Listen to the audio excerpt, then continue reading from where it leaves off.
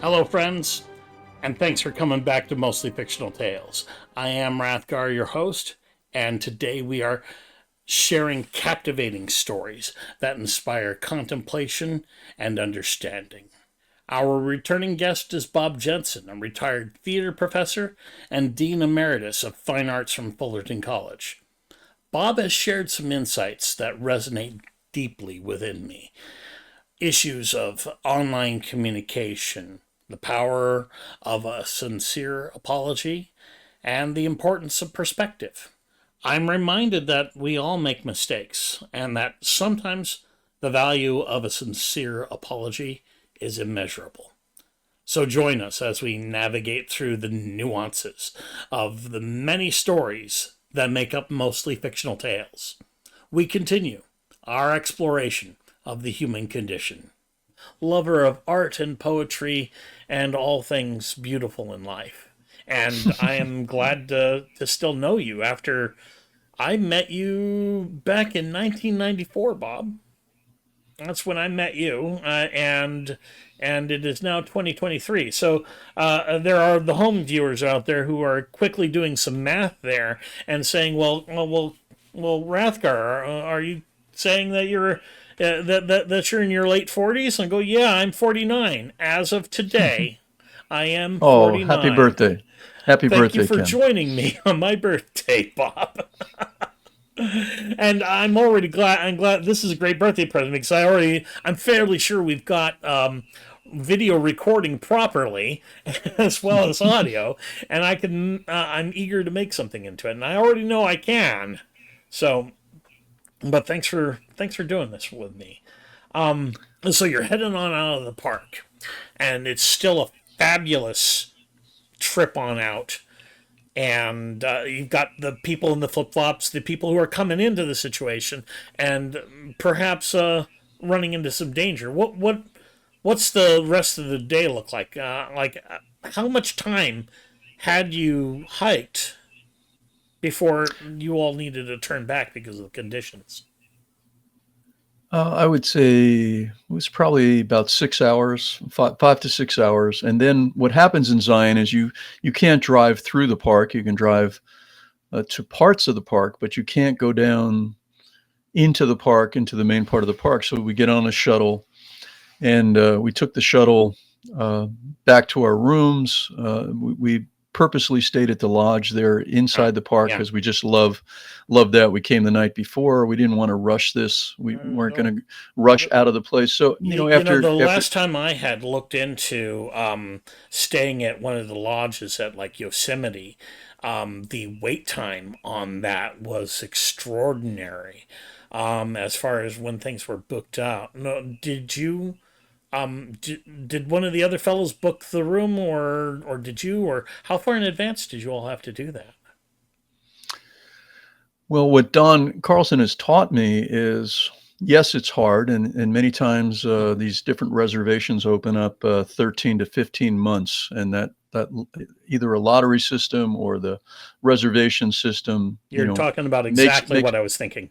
Yeah. Yep, Yep. Yep. makes Yep. it Yep. very tough. But what Don has taught me is that there are cancellations that occur, and as you get closer, you're able to score access to some of these places that seem impossible to us. Okay. Now, we haven't always been successful, but Don Yeah. took care of the reservation. So, we got back to the hotel, we showered up, we changed, we took our gear quickly on the shuttle back to the rental place right near the entrance to the national park. And once we dropped that off, the first thing was a celebratory beer at a local restaurant. And, we just had a lot of fun. We knew we wanted to do that. And we knew Mm, later that day we wanted to go out to dinner and celebrate. That'd be a little bit more. That's part of the tradition of when we get to do some exceptional things together. yeah. So it was a really nicely rounded off day. And the dinner was we asked the bartender at the first place that we stopped. We said, if you were going to dinner tonight to celebrate something, where would you go?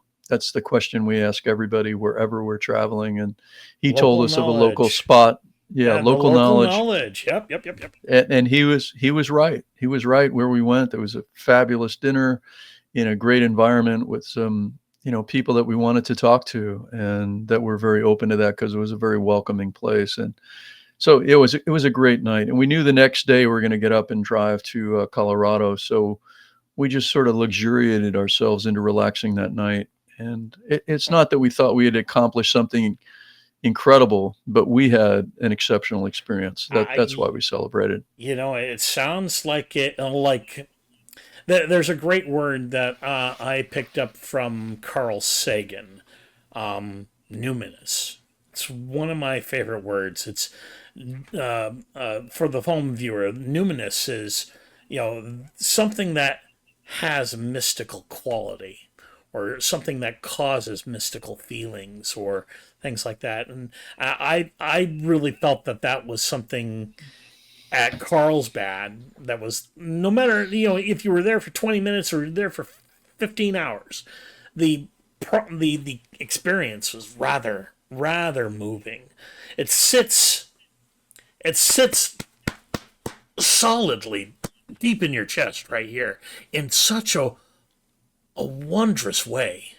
Like whenever you see pictures of the redwoods and things like that in Northern California, but you step in front of one of those guys in person, and the size hits you differently in the core of your chest.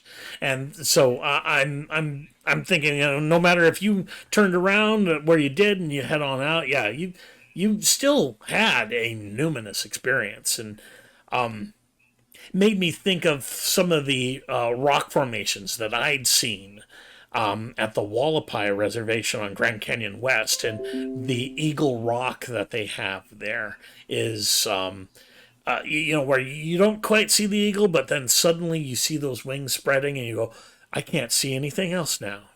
I cannot see it any other way. That is an eagle. I just it is such a fabulous experience. Do you remember having anything like that?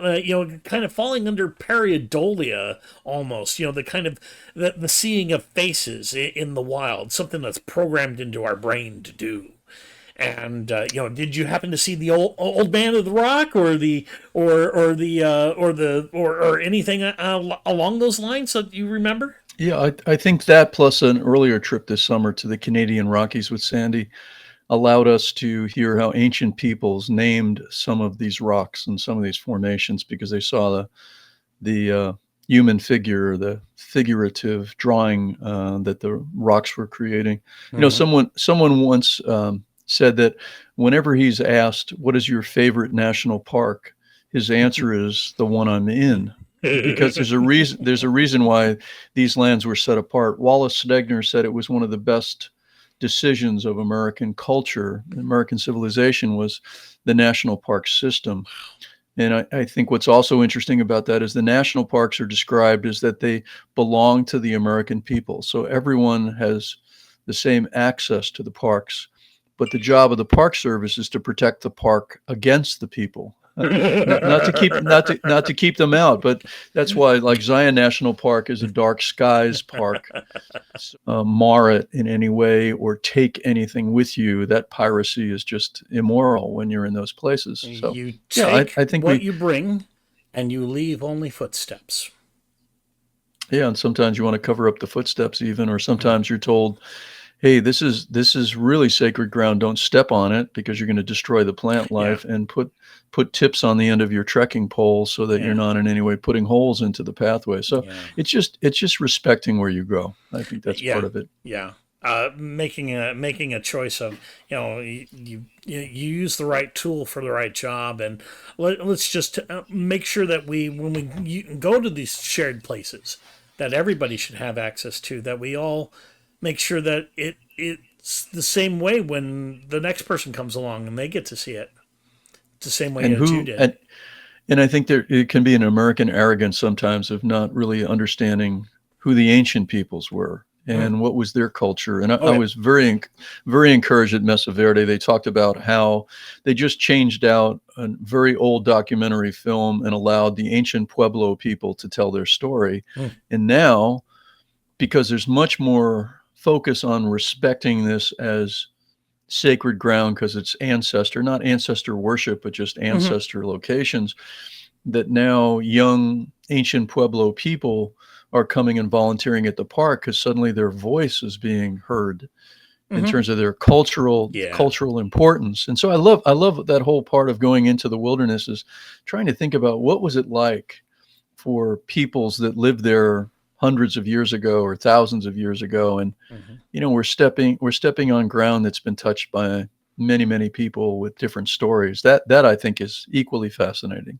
That feeling of deep time is not something that's very apparent here in Los Angeles and Orange County, where you and I live, where the place has whenever you go to older cities, places in Europe that have that where they've been around a lot longer, you suddenly come back to Los Angeles and you go, wow, this all feels really brand new.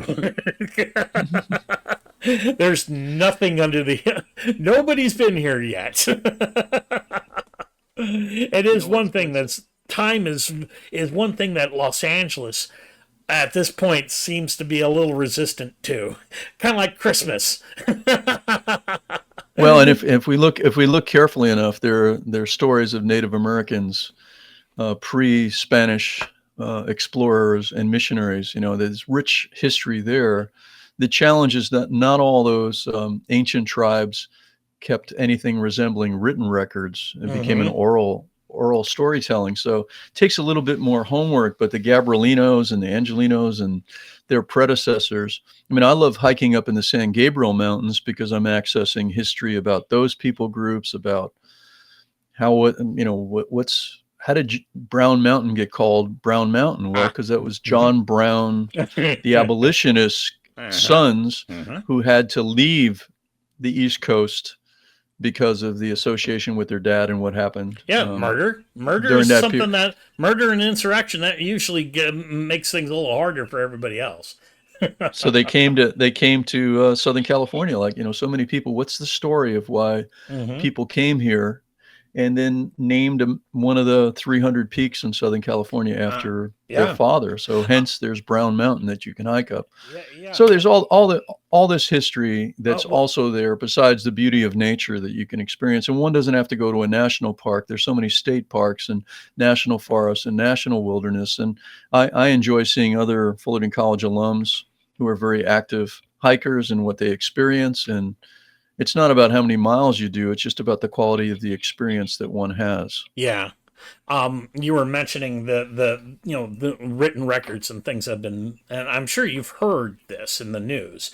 Old fossilized footprints at White Sands, New Mexico. Here, I'll throw Yes. that up on the screen right now. Yeah, I saw that So that's like yesterday or today in the paper. 23,000 years ago. And you know what? That tracks. I mean, you look at these feet print. I mean, these are people that had no no Crocs to wander around in. They didn't have no Timberland boots. You can see their 10 toes are on the ground right there.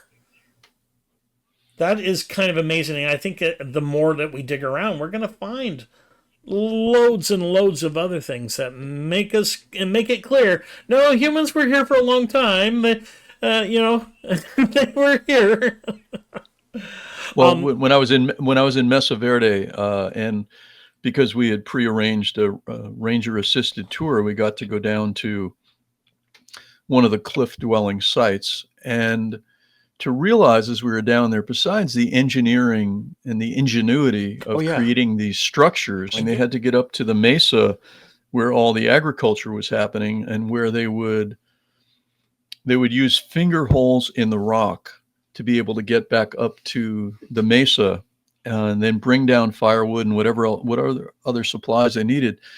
There's a beautiful sculpture outside the visitor center, which is a single man climbing a sheer cliff using the finger holes with a basket on his back. And it's so dramatic. And you realize it was so dangerous what they did, climbing up Oh, what you're looking at monstrously there dangerous. I mean, every day. I think Every they day got they did that. Now, Bob, do I got the right picture up on the screen here? Yes, yep, that's Okay. Cliff Palace. I have been here once before. I remember you, well, reading your post, and I'm all going, well, that sounds really familiar. And I'm all, then I saw your picture, and I'm going, I've stood right where he is standing. That is great. I think I made a visit through here in like 03, 2003, maybe. We marvel at the ingenuity of the people, the imaginations, and the stamina that it required to live in those environments. And then there's mysteries that are never answered. Why did they leave after Ah, a few hundred years of yeah. being there? Then that group of Pueblo people, ancient Hmm. Pueblo people. I also Hmm. discovered that for a long time we called them Anastasi, Oh, the yeah. Anastasi people. And then, as was explained to me when I was at the park this time, and that's why I love going to ranger talks and things like that, was Anastasi is Navajo for enemy. And the Pueblo people said, "Why are you using this phrase to describe us as Oh, the enemy? We are oh. we are 12 tribes, linked together through history, and we're not the enemy. So call us the ancient Puebloan people." A lot. One of the things that I think text messages do that is highly unhealthy, it removes the tone that somebody uses when they're saying something, right? So you'll get a text message from somebody and they're trying to be glib about something, but that does not look glib on the black and white, right? Exactly. Yeah, The yeah, minus tone, minus personal contact. yeah. During COVID, the amount of things that went online that used to be in person, it gave people, and I'd say even at Fullerton College, I came to learn about this after I'd retired, that people just got meaner to each other It, because they had the distance courage, the that digital distance. media allowed Yeah, them. yeah, yeah, So they could misbehave or be really unkind yeah. to each other.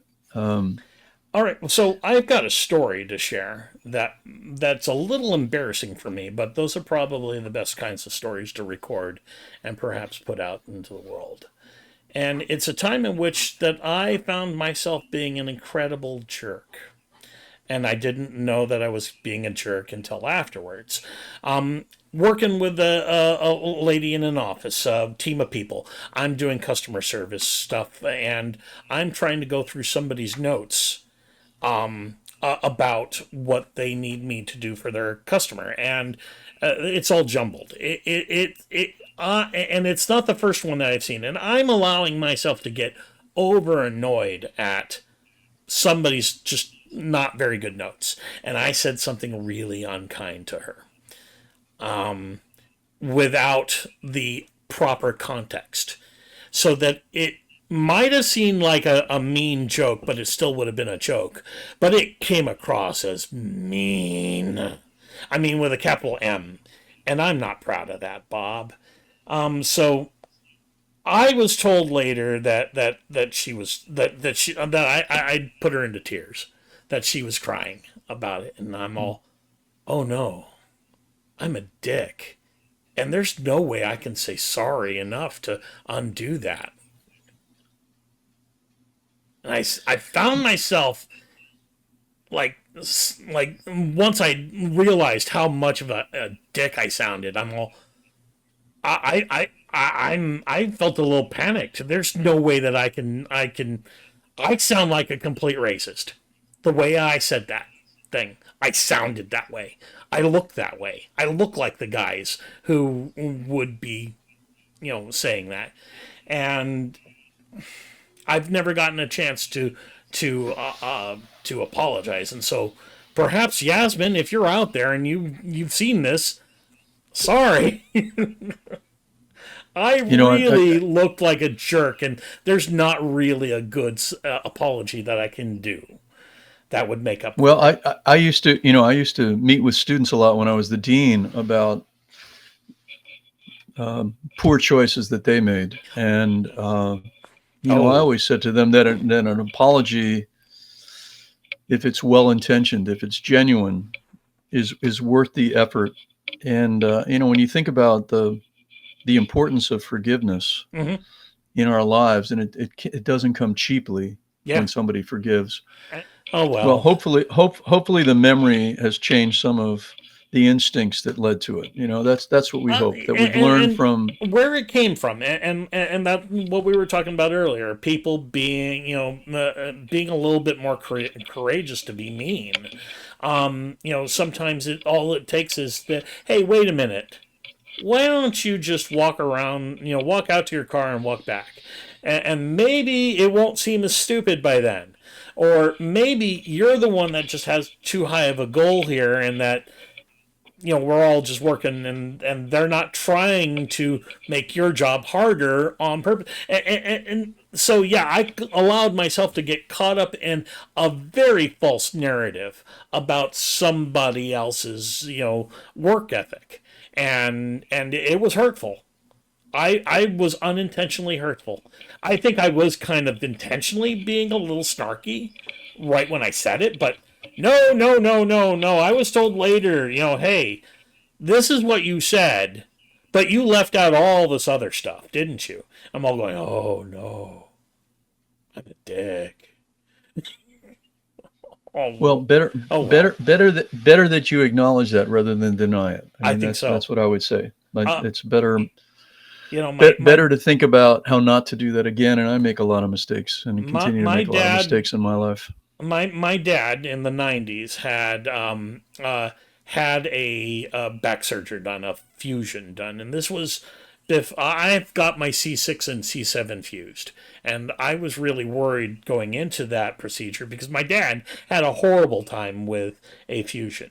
He had this was when the procedure was first being started, and they were doing bone grafts where they would take matchsticks of bone from your pelvis and then attach it in places in your back and fuse the joint so that the bone would grow, and they do it differently now. But at the time, my dad had gotten the surgery done, and then he was feeling pretty good and was going off to physical therapy, where the therapist had mistook him for being a pre-op physical therapy patient because he was moving so good, and twisted him in one of the exercises, twisted his upper torso, and it shattered the knitting fusion, and it left little matchsticks of bone wandering around his back for the rest of his life. He was pretty well handicapped after that for, being disabled with pain from it. But the doctors apologized. They said, this is why we said it happened. It's the value of an apology is what I think I'm trying to get at. But and the importance of a perspective that doesn't start and end with ourselves. It's to try to see what else is at work in a given situation at time. So many doctors are scared of giving some sort of an apology because they're worried about litigation or anything like that. It's just, it's a thing, Bob. It's a thing. Well, that has been Mostly Fictional Tales for today. I have been your host, Rathgar. And if you like what we do here and you'd like to see us do more of it, then you can help out in a couple simple ways. You need to share and subscribe on this video. I know it doesn't sound like a lot, but it really does help move the show forward.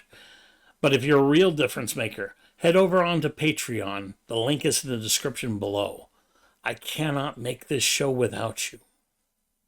Until then, I have been your host, Rathgar, and I am reminding you to be good. But if you cannot be good, don't be caught.